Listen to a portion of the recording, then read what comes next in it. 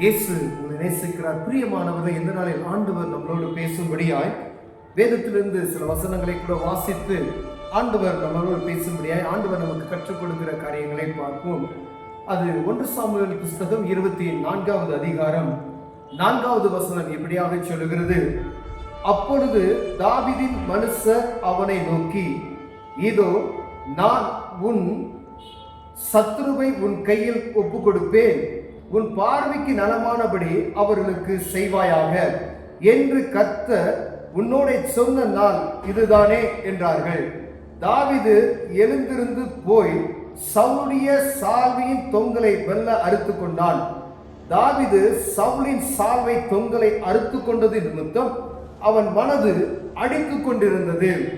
அவன் தன் மனுஷரை பார்த்து, கர்த்தர் அபிஷேகம் பண்ணின என் ஆண்டவன் மேல் என் கை போடும்படியான இப்படிப்பட்ட காரியத்தை நான் செய்யாதபடிக்கு கர்த்தர் என்னை காப்பாராக, அவர் கர்த்தரால் அபிஷேகம் பண்ணப்பட்டவர் என்று சொல்லி தன் மனுஷரை சவுலின் மேல் எழும்ப விடாமல் இவ்வார்த்தைகளினால் அவர்களை தடை பண்ணினான். சவுல் எழுந்திருந்து கெபியை விட்டு வெளியே நடந்து போனான். பிரியமானவர்களே, ஆண்டவர் இந்த நாளில் நம்மளோடு பேசுகிற ஒரு வார்த்தை, பரிசுத்தவான்களுக்கு விரோதமான எந்த ஒரு காரியத்தை நாம் செய்யக்கூடாது என்பதற்காய் அபிஷேகப்பட்ட மனிதர்களுக்கு விரோதமாய் நாம் பேசக்கூடாதபடிக்கு ஆண்டவர் இந்த வார்த்தைகள் நம்மோடு இடைபடுகிறார்.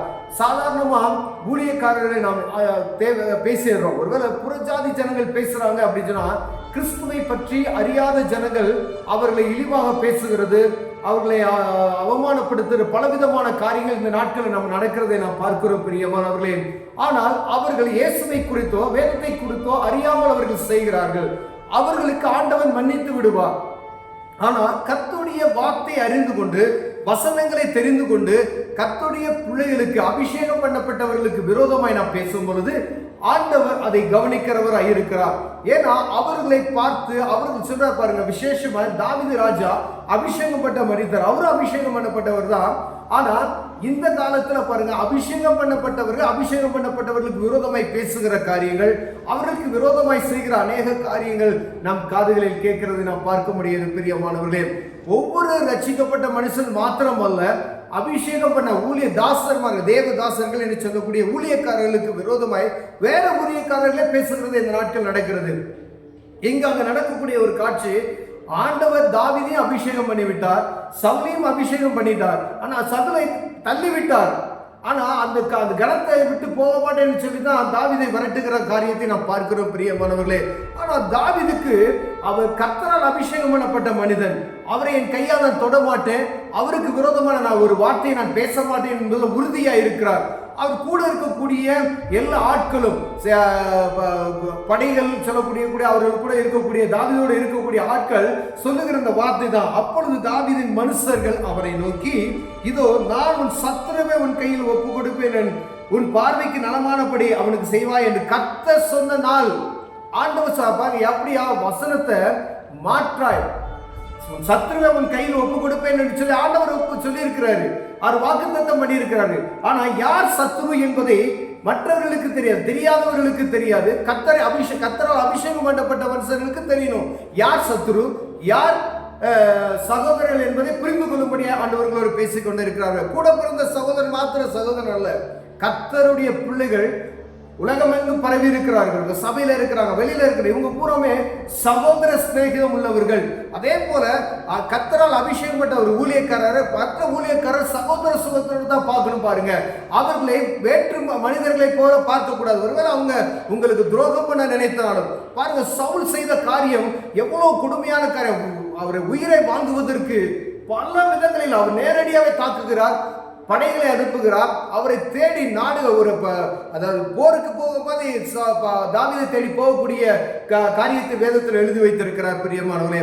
அப்படிப்பட்டதான ஒரு ஊழியக்காரருக்கு விரோதமாக இவருக்கு ஈக்குவல் ஆண்டவர் உண்டாக்கிட்டார், அபிஷேகம் பண்ணப்பட்ட அந்த. அதே போல இந்த காலத்தில் நடக்கிறத பாருங்களேன், அப்படிப்பட்டதான ஒரு சபைக்கு விரோதமான காரியங்கள், அவருக்கு விரோதமாய் அவருக்காண்டி ஜெபம் பண்ணுங்க. ஒரு ஊழியக்காரர் தவறு செஞ்சுட்டாருன்னா அவருக்கு விரோதமாய் நீங்க பேசாதபடி தேவ சமூகத்துல போய் ஜெபம் செய்யுங்க.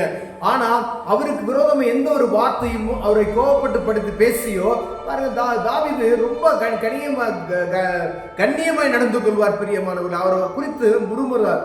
தகப்பனே அப்படிதான் சொல்லுவார், நான் செத்த நாயை போல இருக்கிறேன், என்னைய தெரியா நீங்க ஒரு இஸ்ரவேலின் ராஜா வரீங்க அப்படின்னு சொல்லி தாழ்மைப்படுத்தி ராஜாவை அபிஷேகம் பண்ணிட்டாருன்னு தாவீதுக்கு தெரியும்.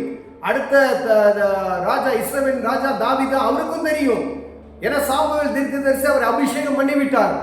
ஆனா தெரியும், ஆனா அந்த ராஜாவுக்கு விரோதமாய் நான் எந்த ஒரு காரியம் செய்ய மாட்டேன், அவர் உயிருள்ள நாட்கள்லாம் அவருக்கு விரோதமாய் நான் ஒரு காரியத்தை செய்ய மாட்டேன்னு சொல்லி ஆண்டவர் சமூகத்தில் ஒரு பொருத்தனை பண்ணி கொள்ளுகிறார்.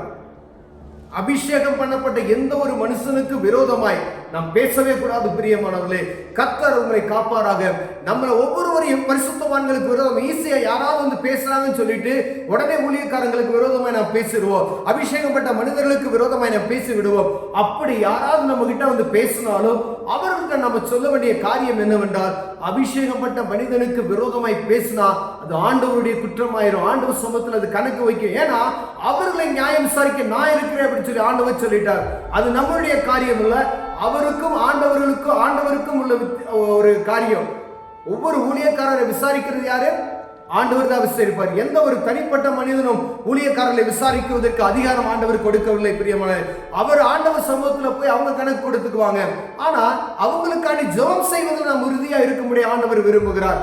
அவருடைய காரியங்களை குறித்து தூற்றாதபடிக்கு, அவருடைய காரியங்களை குறித்து தேவ சமூகத்தில் போய் அவருடைய பலவீனங்களை குறித்தோ ஏதோ ஒரு காரியம் அவருக்காக நீ ஜெபம் செய்தீர்களானால் ஆண்டவர் உங்களை ஆசீர்வதிப்பார். இந்த இடத்துல தாவீதை ஆசீர்வதிக்க காரணம் சவுல் அவரை தொடவே இல்லை. பாருங்க எவ்வளவு நெருக்கடி, ஓடுறாரு, வரட்டுறாரு, அப்படிப்பட்ட ஒரு சூழ்நிலை ஓடதான் செய்யறாரு. ஒழிய கடைசியாக அந்த வசனம் சொல்லுது, ஒரு கெபில பக்கத்துல ஒரு சால்வை தொங்கலை அறுக்கிறதுக்கு ஆண்டவர் நேரத்தை கொடுக்கிற பாருங்க. பக்கத்துல ஒரு சால்வை தொங்கலை அறுக்கிற நேரம் இருக்கிறது.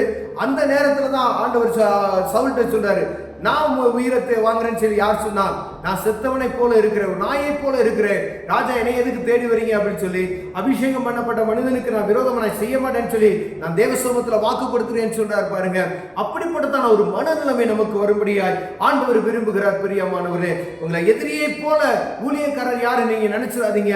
மற்றவங்க நினைக்கிறாங்க அப்படின்னு சொல்லி நீங்க நினைக்க கூடாது, அவங்களுக்கு தெரியாது. ஆனா கர்த்தருடைய பிள்ளைகள், அபிஷேகம் பண்ணப்பட்டவர்கள், ரட்சிப்பின் அனுபவத்தை பெற்றுக்கொண்ட ஒவ்வொருவரும் கர்த்தருடைய பிள்ளைகளுக்கு, ஊழியக்காரர்களுக்கு விரோதமாய் எந்த ஒரு காரியமும் செய்யாதீங்க. ஒருவேளை விசுவாசி இருந்தீங்கன்னா விசுவாசிகளுக்கு விரோதமாய் விசுவாசி கூட நீங்க பேசாதீங்க. அவங்க ஆண்டவருடைய பிள்ளைகள், அவர்கள் குற்றம் செய்தால் நேரடியா போய் பேசாதீங்க. தைரியமா அவங்ககிட்ட போய் நீங்க இப்படி செய்றீங்க பிரதர், இது இடரலா இருக்கு, முடிந்தா நீங்க அதை நீங்க சரிப்படுத்திக்க சொல்லி நீங்க பேசிட்டீங்க அப்படின்னு சொன்னா கர்த்தர் அதை கனப்படுத்துவார், உங்களை ஆசீர்வதிப்பார். பிரியமானவர்களே, அப்படிப்பட்டதான ஒரு சூழ்நிலை எந்த ஒரு ஊழியக்காரர் வராதபடிக்கு, எந்த ஒரு விசுவாசிக்கு வராதபடிக்கு கர்த்தர் காப்பாராக. கண்களை மூடி ஜெபம் செய்வோம். அன்பின் தகப்பனே, ஆண்டவரே, அபிஷேகம் பண்ணப்பட்ட மனிதர்களுக்கு விரோதமாய் எங்க நாவுகள் திறக்காது இருப்பதாக, கைகள் ஆண்டவரே நீட்டாது இருப்பதாக நாங்கள் ஜெபிக்கிறோம் ஐயா. அப்படிப்பட்டதான கிருபையை எங்களுக்கு தாங்க நாங்கள் ஜெபிக்கிறோம். விசுவாசிகளுக்கும் மற்ற ஊழியக்காரர்களுக்கு அப்படிப்பட்டதான தயவை தருவீராக. ஆண்டவரே, தூற்றுகிற அனுபவம் மாற்றி போட்டு அவர்களுக்கு ஜெபிக்கிற ஒரு அனுபவத்தை எங்களுக்குள் வைப்பீராக. இயேசுவின் நாமத்தில் ஜெபிக்கிறோம் ஜீவனுள்ள நல்ல பிதாவே. ஆமென், ஆமென்.